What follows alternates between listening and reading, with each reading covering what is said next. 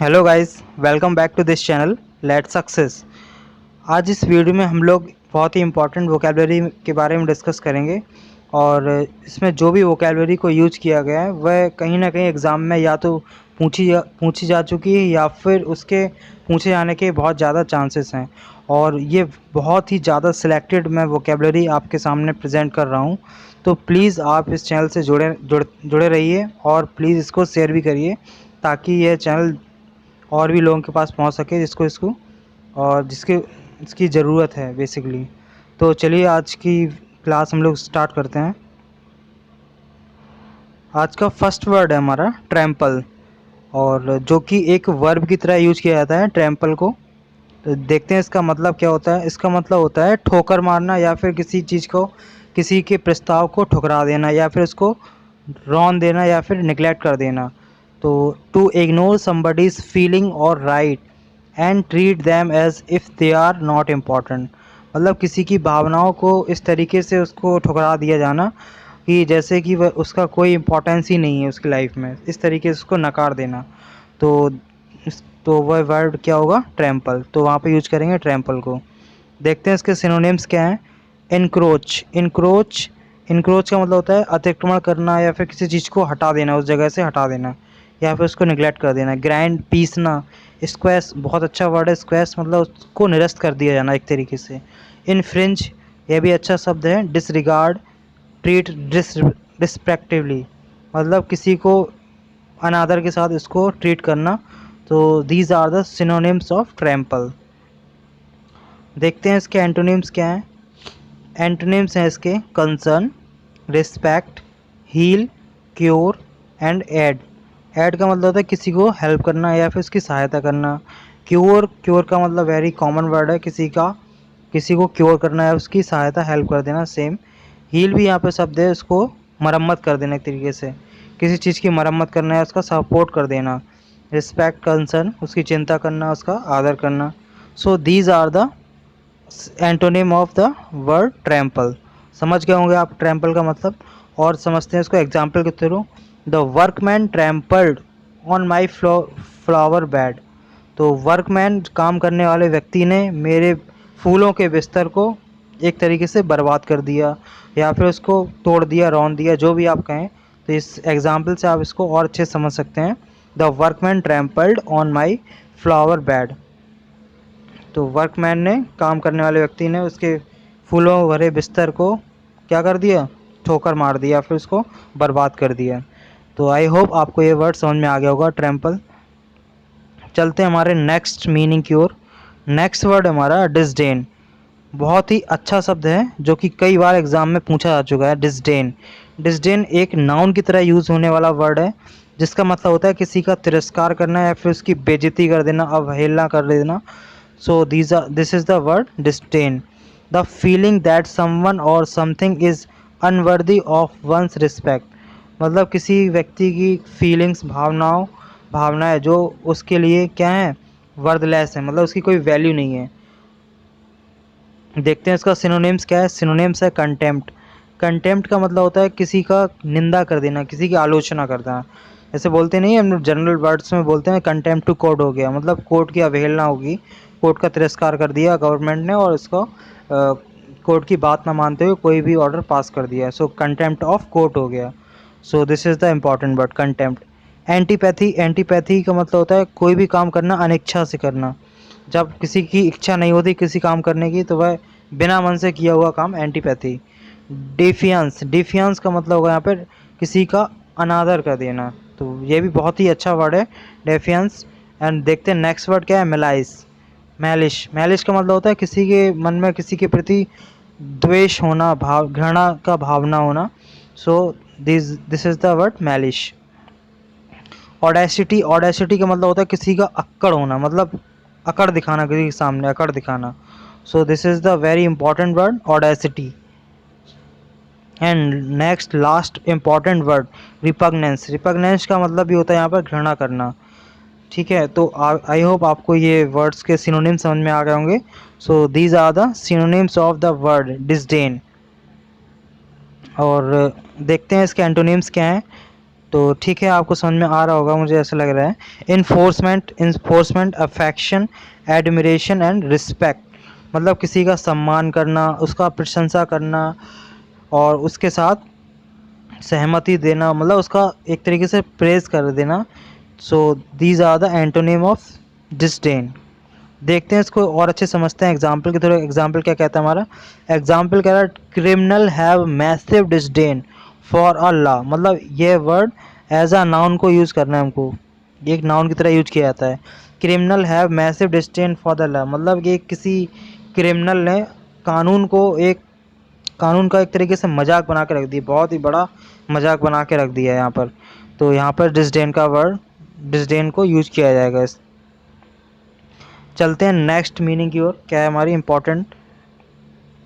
और मैं आपको यहाँ पर सिनोनिम्स का यूज जो कर रहा हूँ, बहुत ही इम्पोर्टेंट सिनोनिम है, जो सिनोनिम्स का यूज एग्ज़ाम के अंदर कई बार किया जा चुका है। सो प्लीज़ आप सिनोनिम्स को भी डोंट इग्नोर नहीं करेंगे और इनको याद करेंगे, जो कि इम्पोर्टेंट, बहुत ज़्यादा इम्पोर्टेंट है। देखते हैं आज का मतलब तीसरा हमारा क्या वर्ड है, रिपेंट। रिपेंट भी एक वर्ब की तरह यूज होने वाला बहुत इंपॉर्टेंट वर्ड है।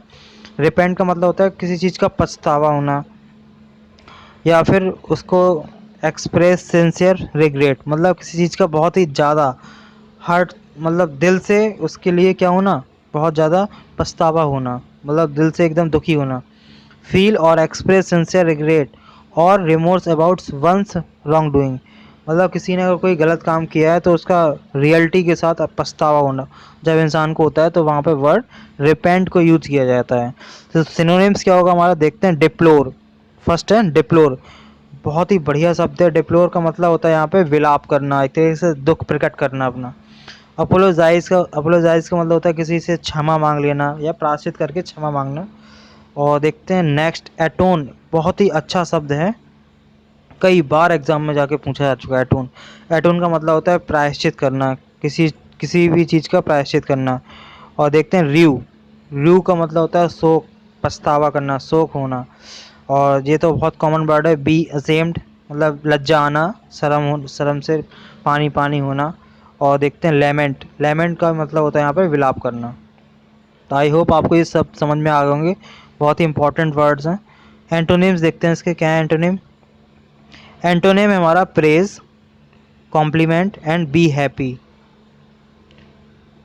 प्रेज, कॉम्प्लीमेंट, बी हैप्पी, यानी किसी को खुश करना, उसके साथ सहमति जताना और उसके साथ साथ उसको। देखते हैं इसका एग्जाम्पल क्या है। एग्जाम्पल है हमारा if they repent with their whole heart, यानी कि यदि कोई पूरे दिल से, मतलब पूर्ण रूप से किसी चीज़ का पछतावा करता है and remove doubts from their mind, और अपने दिमाग से कोई भी परेशानी, किसी भी कन्फ्यूजन को हटा देता है, तो definitely they will feel good, तो वह डेफिनेटली अच्छा महसूस करेगा। अगर आप कोई भी किसी प्रकार के प्रायश्चित को आप क्या कर देते हैं, दिल से प्रायश्चित करते हैं और उसको बाद में सारे डाउट्स को भुला देते हैं, हटा देते हैं, तो definitely you will get feel good. So this is the example of repent. I hope आपको समझ में आ रहा होगा। चलते हैं नेक्स्ट मीनिंग क्या है हमारी। नेक्स्ट मीनिंग है हमारी स्पर। तो यहाँ पे रा साइलेंट होगा, यहाँ पे स्पर, ये भी एक वर्ब की तरह, एज अ वर्ब की तरह इसको यूज किया जाएगा।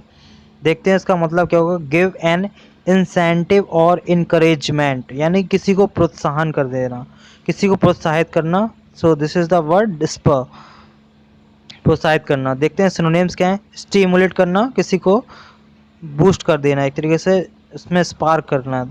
स्टिमुलेट, स्पार्क, बूस्ट, यानी कि प्रोत्साहन देना। प्रॉम्प्ट, प्रॉम्प्ट का मतलब किसी को उकसा देना, किसी भी काम करने के लिए उसको क्या करना, उकसाना। फिर इम्पॉर्टेंट वर्ड है हमारा इम्पटिस। इम्पटिस का ही मतलब ये होता है किसी को प्रेरणा देना या फिर उसको उकसा देना।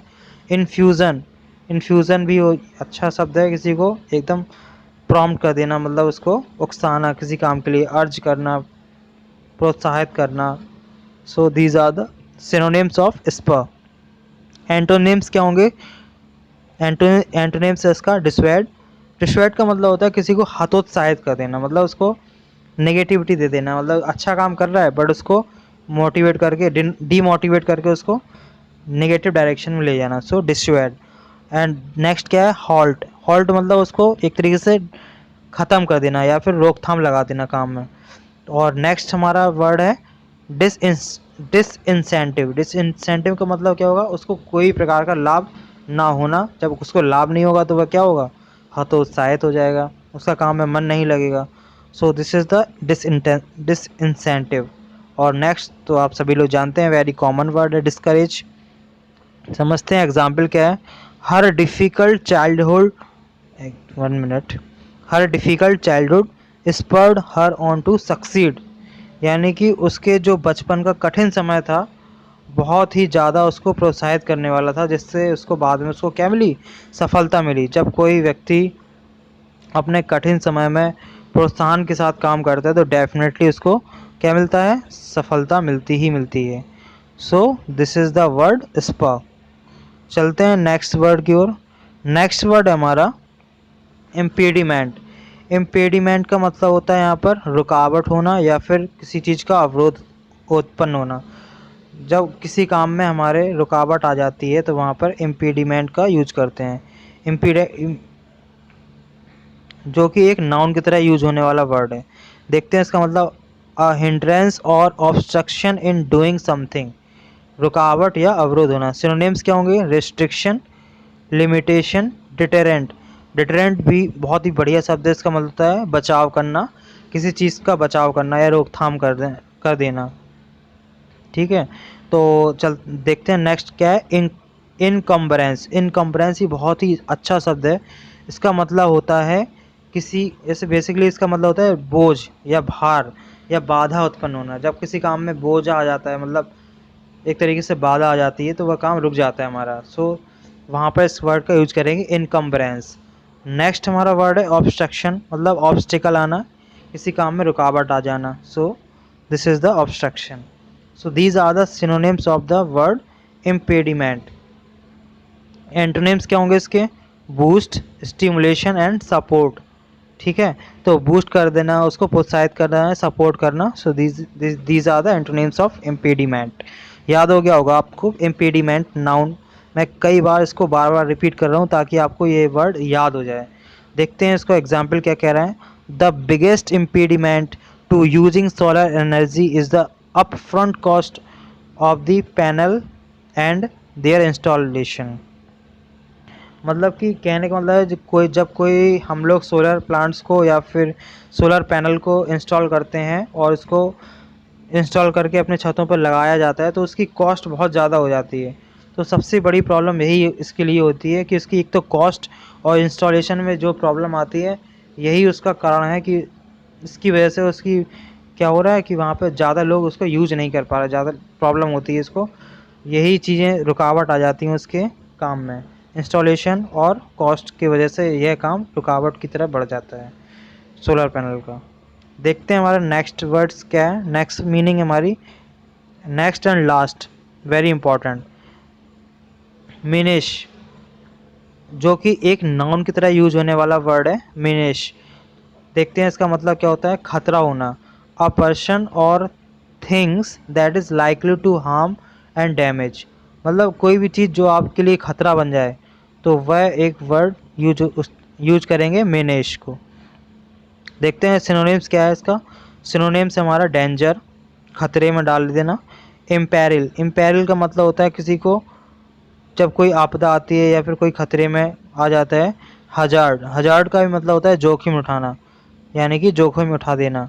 जियोपैराडाइज, वेरी इंपॉर्टेंट वर्ड है, वेरी वेरी इंपॉर्टेंट। जियोपैराडाइज का मतलब होता है खतरे में डालना, किसी को खतरे में डालना। थंडर, थंडर से तो आप परिचित ही होंगे, सुनते हैं हम लोग, taste to thunder, thums up. तो थंडर का मतलब होता है खतरा, खतरों के खिलाड़ी, जो खतरों में इन्वॉल्व होते हैं। थ्रेट का मतलब होता है चेतावनी देना, आप सभी लोग जानते हैं, वेरी कॉमन वर्ड है। सो समझ गए होंगे। मिनेश का मतलब होता है, मिनिश मतलब एक तरीके से नाउन होता है और इसका मतलब होता है खतरा उत्पन्न होना। एंटोनिम्स क्या होगा, help, aid, safety, comfort, pleasure. Aid मतलब सहायता करना, हेल्प करना, कंफर्ट जोन में आराम से रहना, प्लेजर मतलब सुख से रहना। So these are the antonyms of menace. Example और देखते हैं हम लोग इसका। He is a menace to everything, मतलब वह व्यक्ति, वह सभी के लिए खतरे खतरे की तरह है। मतलब बोल सकते हैं Rohan is a menace to everyone. मतलब रोहन सभी के लिए खतरे की तरह है। मतलब रोहन से सभी को एक तरह से खतरा है या फिर उससे सभी को खतरा है। आई होप आपको ये सारे वर्ड्स समझ गए होंगे, आप लोगों को याद भी हो गए होंगे। तो आज का सेशन यहीं पर एंड होता है। और प्लीज़ अगर आपको वीडियो अच्छा लगा हो तो प्लीज़ लाइक करें, शेयर करें एंड सब्सक्राइब करें। Thank you very much.